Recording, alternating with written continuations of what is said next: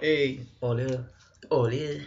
I just I was praying there, boy, and I just received um a better understanding of faith, and because I am here in Canada and I've been recently experiencing and having conversations with a lot of different people, a lot of really nice conversations, getting to know um how people think um about belief systems and about God and just in general how they view life itself. And one of the issues was the word faith and the connotations that come with that. And some people have become completely desensitized to the word because it's been thrown around so loosely. And what I wanted to do with this video is share with you this understanding that I have that sort of incorporates the language used by many of us who do not believe fully in faith and what it means to believe in God and stuff like that. So this is really for the logic based thinkers, or the people who need reason in order to believe things, who need to see and touch and feel and taste and measure and be able to be able to understand things. First of all, God is supernatural, and you can't come to know God through tautology or empirical knowledge.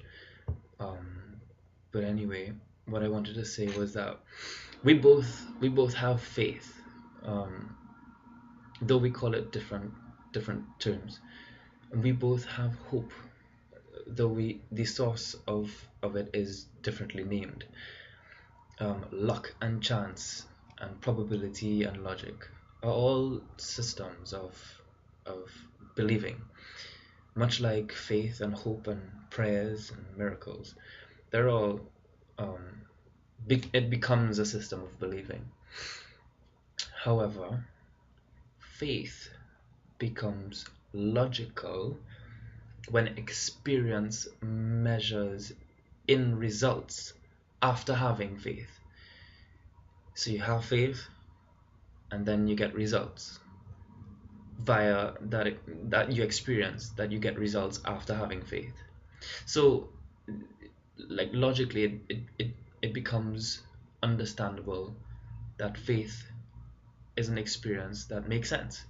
Now here's it's broken down into stages of faith. There are stages of faith.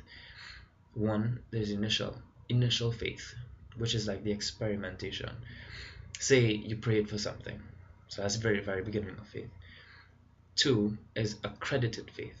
This is where the fulfillment of the experience happens, where, say, you got exactly what you wanted. Three is continued faith, where you do the same thing to get the same results, or get the result again. So you go and get more results in the faith that it'll happen again. Four is living in faith.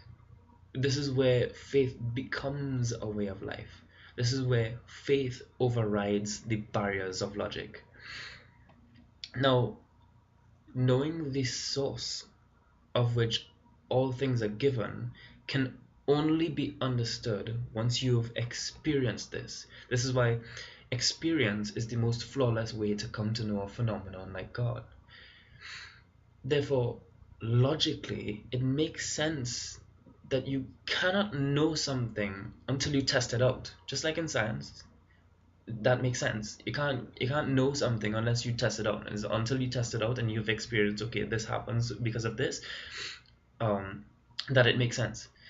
And the same rules apply to God and coming to know God. However, it is written, happy are those who do not see and yet believe. So I wanted to challenge you with this sort of parable. How will you know if the water is hot or cold unless you put your foot in? In other words, how would you come to know God unless you talk to Him? Unless you have put yourself in a situation where you can experience the results. And that is what I wanted to share with you guys. So, guys, love you guys. Thanks for watching the video. You could share it because I believe that a lot of people probably want to clarify this. If this brings clarity to you, that'll be great. Um, Let me know what you think as well, and I am willing to talk about it if you want, like inbox, whatever.